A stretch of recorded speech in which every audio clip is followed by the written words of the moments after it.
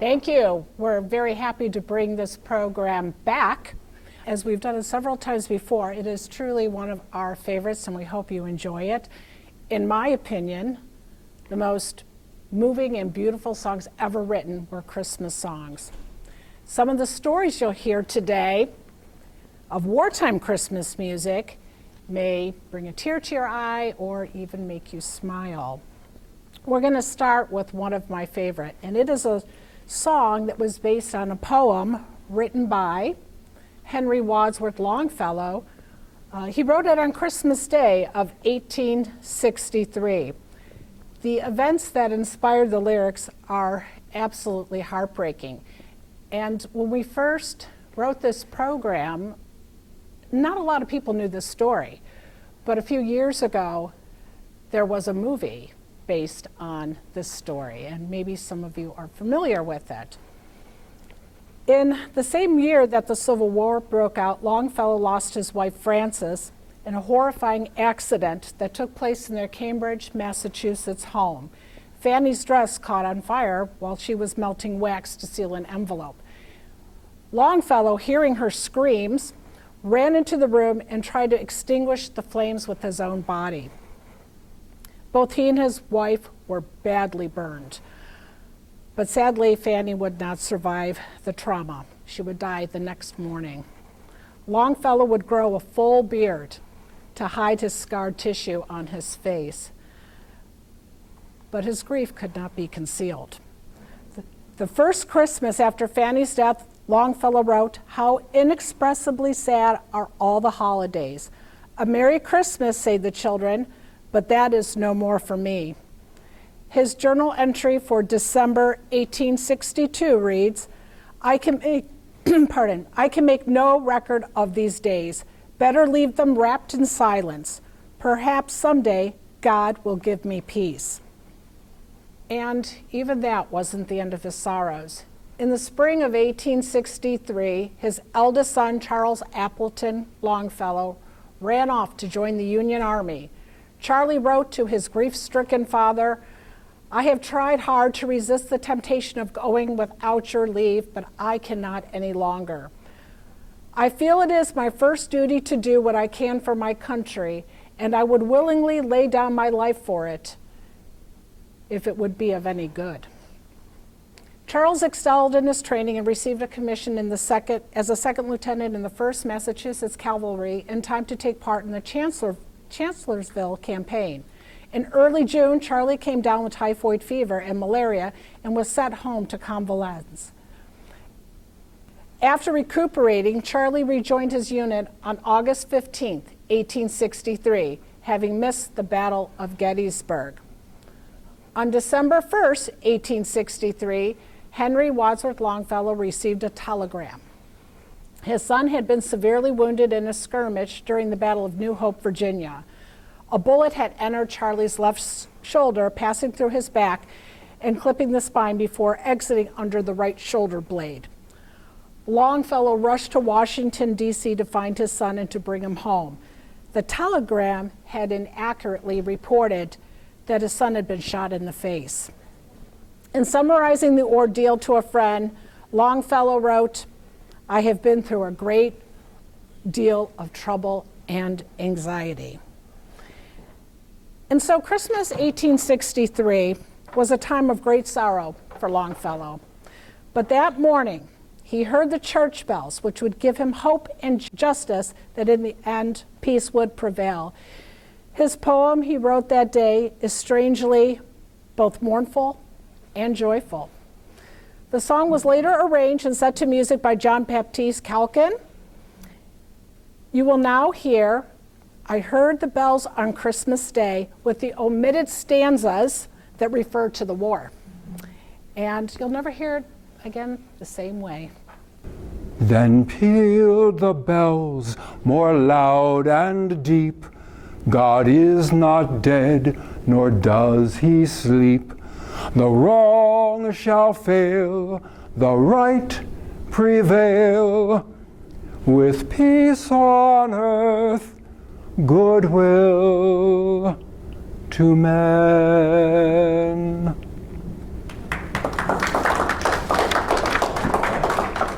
And test my microphone. Okay, great.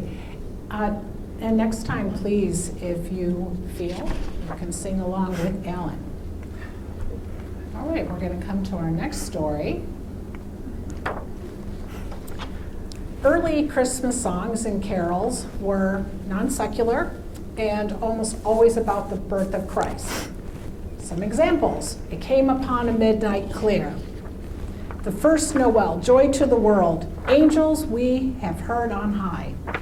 Our next story is about a minister who had the gift of song, but surprisingly, the Christmas song he made famous does not have a religious theme. Benjamin Russell Hamby was born July 22nd, 1833 in Rushville, Ohio. He was the oldest son of 8 children born to William and Ann Hamby. His father was a minister who had strong abolitionist sympathies. As a child, Ben was always singing and making up tunes to pass the time away. When he was 14 years old, he bought a flute with money he had earned from his paper route. It was his first musical instrument. In 1849, at the age of 16, Ben Hamby left his home in Rushville to enter the new Otterbein University in Westerville, Ohio. College days for Ben were divided between classes and teaching school to help pay his expenses. It would take him almost 9 years to graduate. Good for him. When he entered Otterbein, Ben did not have any formal musical training. He played the flute by ear and developed a strong baritone voice. His love of music was so great, he traveled 3 miles to Central College to practice on the only piano in the area. In 1850, Ben composed his first musical hit, a song titled Darling Nellie Gray. The tune was based on the story of a slave who was sold away from her home and family. It has often been regarded as the Uncle Tom's Cabin of song, and it was a popular song among both Union and Confederate soldiers during the war. As a teacher, Ben did not agree with the strict methods and discipline of the day. He wanted to make school a happy experience for children.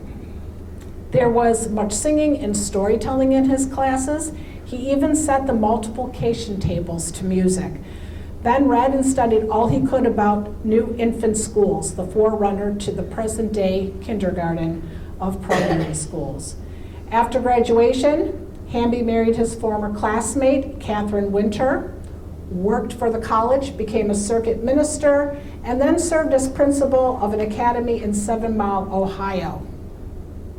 It was there that Hamby returned to his musical ways, composing and publishing many works, including his second hit in 1861, a Civil War jubilee titled Old Shady. Old Shady was one of General Sherman's favorites. Ben wrote a song to encourage slaves to escape. He was paid $300 in royalties by a publishing company for that song, which was a huge sum of money for that time. However, a pro-slavery trustee at the Academy did not like the anti-slavery content of the song, and Ben was asked to resign his job. Benjamin Hamby was then appointed pastor of the United Brethren Church in Western Ohio. That's when the news of the war was really overshadowing everything else, and political controversy was a daily event. Perhaps in an effort to raise spirits, the new minister began to incorporate song throughout his sermons and even brought musical instruments, piano and a flute, into the church. Opposition to instrumental music in churches was not unusual for the day. Many people still considered that to be the devil's work. The year before, the United Brethren General Conference prohibited the use of choirs in their churches and later extended that to include instrumental music. Although he did have the support of the majority of the congregation, Ben did not want to divide the church, so he quietly requested to be transferred. Benjamin Hamby and his family moved to New Paris, Ohio. Ben would continue to preach for a while, but he found it difficult to stay away from music.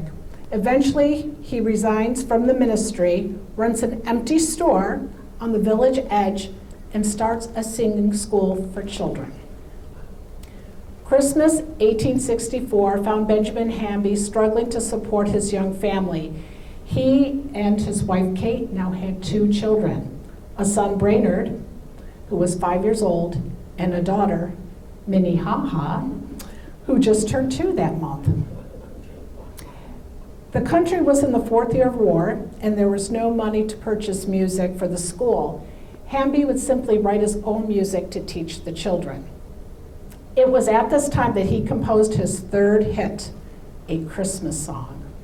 The song was first publicly introduced and performed in nearby Richmond, Indiana, at a benefit dinner for poor children that year at Christmas. And here is one of the great folk song stories. The following year, in 1865, Hamby gets a big break and is summoned to Chicago to work for George F. Root. Now, Root is no nobody. He is one of the greatest Union Civil War songwriters. He wrote the Battle Cry of Freedom, Tramp, Tramp, Tramp, The Vacant Chair, There's Music in the Air, and Just Before the Battle, Mother. His publishing firm, Root and Cady, is the nation's most impressive purveyor of war songs. Benjamin Hamby is given an assignment of co-authoring a children's musical quarterly called Our Songbirds. There's an actual picture of that book. In October of 1866, in the October of 1866 issue, the Christmas song is published for the first time under the title Santa Claus. Now this is when tragedy overtakes the song. Within 5 months, Benjamin Hamby dies of tuberculosis.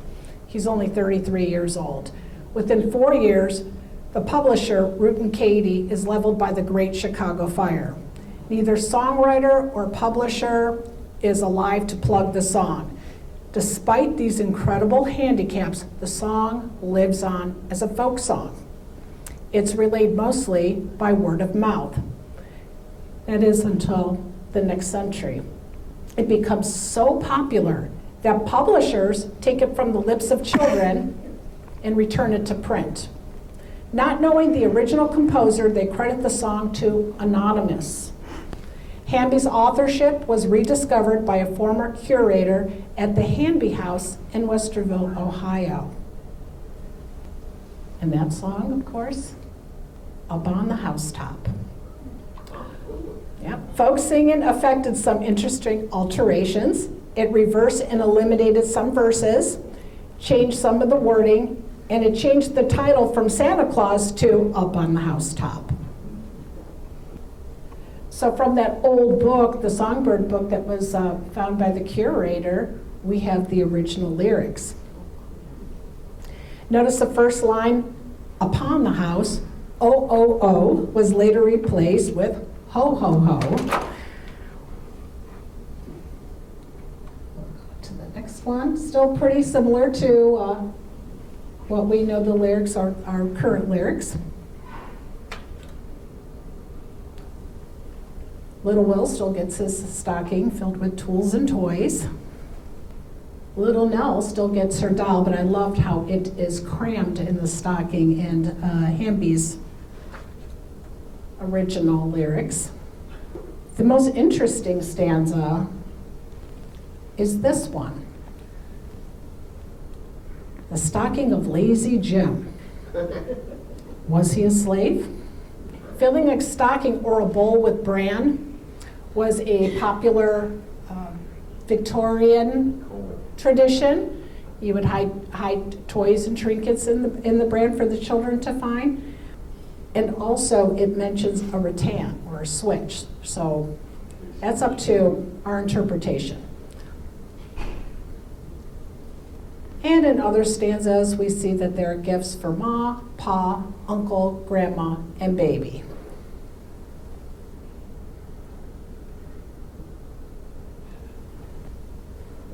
And even the dog. Up on the Housetop was the second oldest secular Christmas song, outdone only by, does anybody know?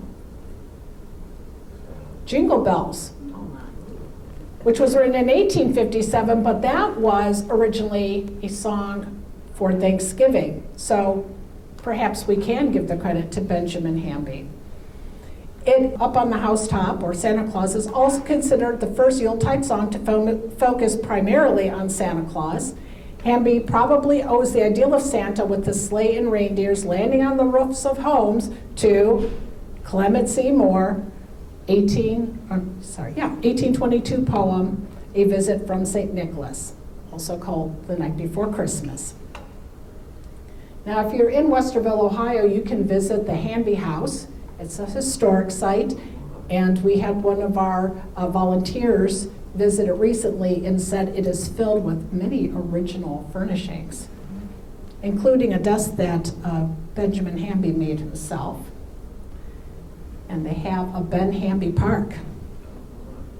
Oh, and in New Paris, we also have a marker to say it is the home of Benjamin Hamby. So a pretty popular guy. Was anybody here familiar with Benjamin Hamby? Although this next Christmas song was not written during wartime, it is known as the carol that stopped a war. The story is from the magazine Sign of the Times.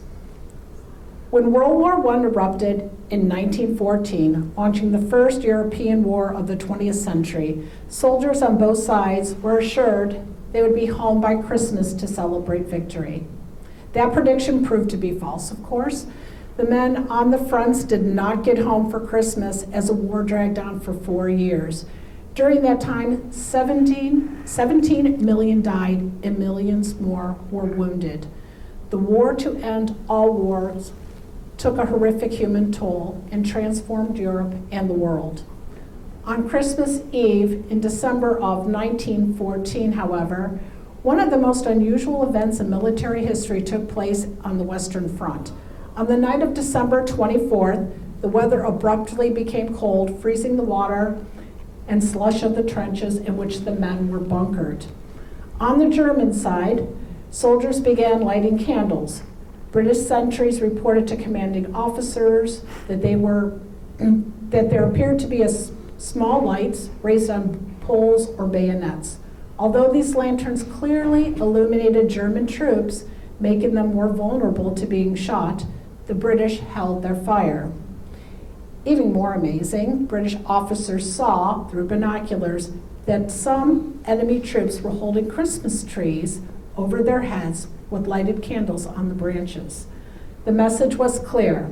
Germans who celebrated Christmas on the eve of December 24th were extending holiday greetings to their enemies. Within moments of the sighting, the British then began hearing a few German soldiers singing a Christmas carol. It was soon picked up by all of the German line, and other soldiers joined in harmonizing. The words heard were these. Alan, can you please read that German for me? Oh. I always make him come over here Where is for it? a moment. Don't trip on the cord. Oh, it's here? Do you remember? Yeah, I do remember Okay. now. Okay. You can say that. Stille Nacht, heilige Nacht. Anybody know what that means? Yeah? Yes? Thank you. I do not Silent speak night. German well. There we go. Or at all. Watch yourself. British troops immediately recognized the melody and began singing in English along with the Germans. And please join in if you would like. Yep. While Alan sings Silent Night.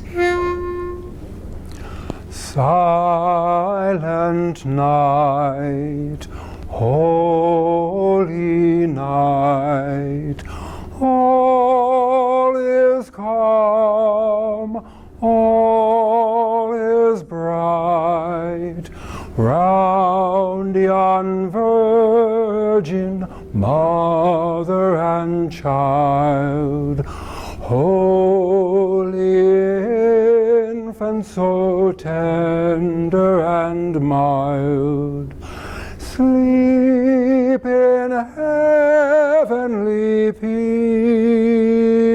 peace, sleep in heavenly peace. Silent night,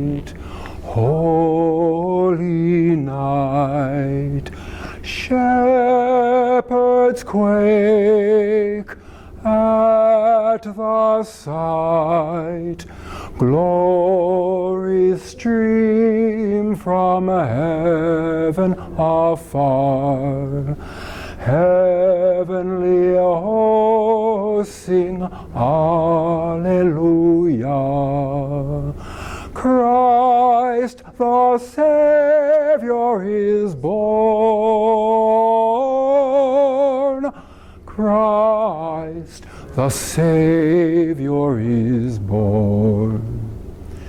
Silent night, holy night, Son of God, love's pure light, radiant beams from thy holy face, with the dawn of redeeming grace. Jesus, Lord, at thy birth. Jesus, Lord, at thy birth. Excellent. Thank you for singing along. The singing of Silent Night quickly neutralized all hostilities on both sides. One by one, British and German soldiers began laying down their weapons to venture into no man's land, a small batch of bombed-out earth between the two sides. So many soldiers on both sides ventured out that superior officers were prevented from objecting. An undeclared truce had erupted and peace had broke out. That night, former enemy soldiers sat around a common campfire. They exchanged small gifts from their meager belongings, chocolate bars, cigarettes, buttons, badges, and small tins of processed beef. Men who only hours earlier had been shooting to kill were now sharing Christmas festivities and showing each other family snapshots. They even played a soccer game by flare light that evening. The truce ended just as it had begun by mutual agreement. After a truly silent night, 3 shots were fired into the air from the English side at 8:30 a.m. on December 26. A few moments afterwards, 2 shots were fired into the air from the German side, and the war was on again. And in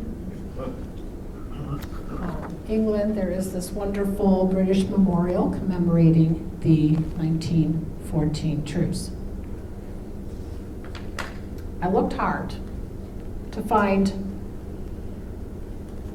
songs of the World War I era and couldn't really find any great examples, not of songs that we know of today. But interestingly, there was this old celluloid recording of soldiers of that era, most definitely British by the sounds. It's titled Christmas at the Camp. And I'm going to see if this plays for you. You'll have to, well, you have been really quiet, but as you're listening to it, imagine a fraternity of soldiers sitting around a fire on a cold December evening, getting drunk, singing, telling jokes, laughing, trying to cheer each other up. It's really silly and it's fun to hear, so hopefully this will work for us.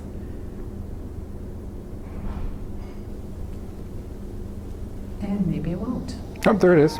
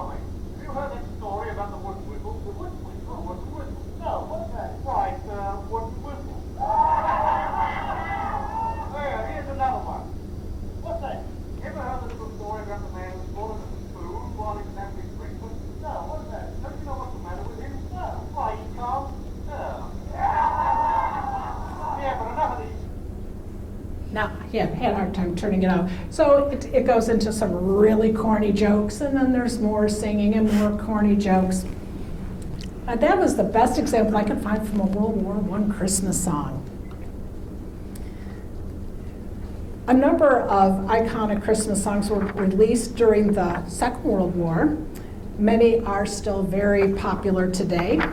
Each song speaks emotionally and longingly of love, of home, and memories of family. They speak of friends and joy that is Christmas. Our first Christmas song of that era is the #1 best-selling single of all time in any genre. It was written by the Norman Rockwell of music, Mr. Irving Berlin. Christmas wasn't exactly a holiday that Irving Berlin grew up celebrating. He was born in Russia. He was the son of a cantor, and his first language was Yiddish. Linda Emmett, one of Berlin's daughters, says that her father's experience as an immigrant in America led him to conclude that Christmas was not as much a religious holiday as a cultural one. She said, as a Russian Jewish immigrant, when he came to the United States, Christmas was an American holiday. It was like every other American holiday. It was a fresh new experience for him. Emmett believes it was written in either 1938 or 39, possibly in Arizona, possibly in New York, or perhaps a little bit in both places. Another theory is that the song was written over Christmas of 1937 when Berlin was separated from his family for the first time in Beverly Hills, making a movie called Alexander's Ragtime Band. Whatever the case, it was most likely written for a Broadway musical review about American holidays that was never produced. Paramount Pictures picked up the idea using the song in the film Holiday Inn starring Bing Crosby and Fred Astaire. As Irving Berlin told the BBC, when the film was released in 1942, he thought another tune would be the hit. He said, I had a song that's called Be Careful, It's My Heart, written for Valentine's Day. And that's a song I picked as the big hit. And that's a song, as a publisher, I had plugged. And it was a fair success. Bing Crosby's single was released in October of 1942 and steadily rose up the charts. What really made the song a success was the inclusion in the playlist of Armed Forces Radio. American GIs, spending the first Christmas overseas during World War II, wholeheartedly embraced the song's homespun sentiments. I sang it many times in Europe in the field for soldiers, and they'd holler for it. They'd demand it. When I'd sing it, they'd all cry. They'd all cry, Bing Crosby said. It's nostalgic. And it's kind of poignant, particularly during the war years, So many young people were away and they'd hear the song. It would happen to be that time of the year and it would really affect them. Crosby reproduced his experience 12 years later in the classic movie White Christmas. And again, feel free to sing along with Alan. The sun is shining, the grass is green, the orange and palm trees sway. There's never been such a day in Beverly Hills, LA. But it's December the 24th, and I am longing to be up north. I'm dreaming of a white Christmas, just like the ones I used to know, where the treetops glisten and children listen to hear sleigh bells in the snow. I'm dreaming of a white Christmas with every Christmas card I write. May your days be merry and bright, and may all your Christmases be white. Thank you. Well, thank you. What was the most requested song at Christmas USO shows? Anyone? It's a song that was originally turned down by the American music industry, and it was later banned in the UK by the BBC for broadcast. The song was written by lyricist Kim Cannon and composer Walter Kent to honor soldiers overseas who longed to be home for Christmas time. Because the song ended on a melancholy note, it was thought to be a morale buster. On a golf outing, Cannon sang the song "I'll Be Home for Christmas" to Bing Crosby. Bing loved the song and put it on the other side of White Christmas, ensuring its success. Today, the song is a holiday standard.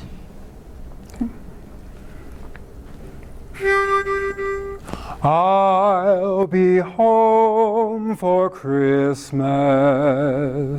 You can plan on me. Please have snow and mistletoe and presents on the tree. Christmas Eve will find me where the love light gleams. I'll be home for Christmas, if only in my dreams. I'll be home for Christmas, if only in my dreams. You again. Thank you. Thank I find you. it interesting, the last two songs only had 2 stanzas. Do you ever think about that? Yeah. When writing it, it's oh, that's it. That's all the lyrics there are to that song. Oh, by the way, Yank, the GI magazine, said Crosby accomplished more for the military morale than anyone else in that era. Okay, our last story comes out of Hollywood, a song created for a motion picture and performed by the great late Judy Garland.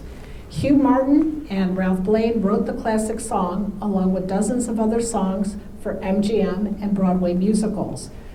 The song first appeared in a scene in a movie, Meet Me in St. Louis, in which a family is distraught by the father's plan to move to New York City for a job promotion, leaving behind their beloved home in St. Louis, Missouri. In a scene set on Christmas Eve, Judy Garland's character, Esther, sings the song to cheer up her despondent 5-year-old sister, Tootie, played by Margaret O'Brien. The original version was so depressing that Judy Garland refused to sing it. She said, "If I sing that, little Margaret will cry and they'll think I'm a monster." Hugh Martin, who was very young and admittedly kind of arrogant at the time, said, "Well, I'm sorry if you don't like it, Judy, but that's the way it is, and I don't want to really write a new lyric." The film producer says, no, it's a sad scene, but we want it to be a little more upbeat, something that Judy can sing being sad but kind of smiling through the tears.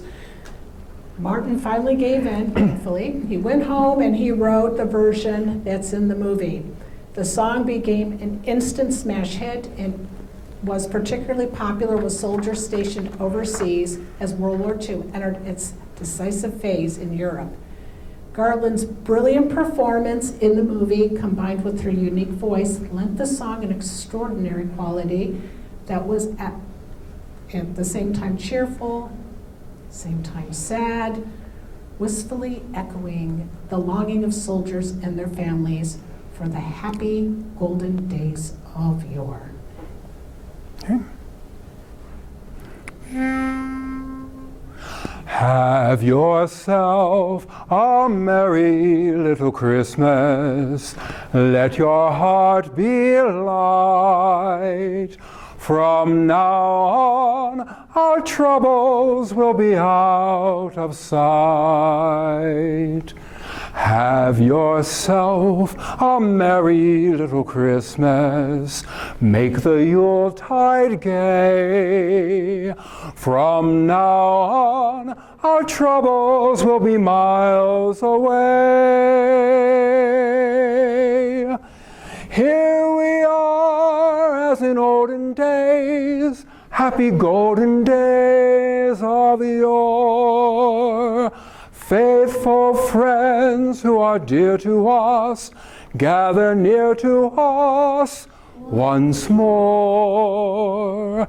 Through the years we all will be together, if the fates allow. Hang a shining star upon the highest bough, and have yourself a merry little Christmas now. Here we go. Are you a little curious what the original lyrics were? Yes. Well, we have them. Alan, would you like to? Sure. Have yourself a merry little Christmas. It may be your last. Next year we may all be living in the past. Have yourself a merry little Christmas. Pop that champagne cork. Next year we may all be living in New York. If you remember in the story, they're moving to New York. And they're all sad about that, right? No good times like the olden days, happy golden days of yore. Faithful friends who were dear to us will be near to us no more. But at least we all will be together if the Lord allows. From now on, we'll have to muddle through somehow. So have yourself a merry little Christmas now. There you go.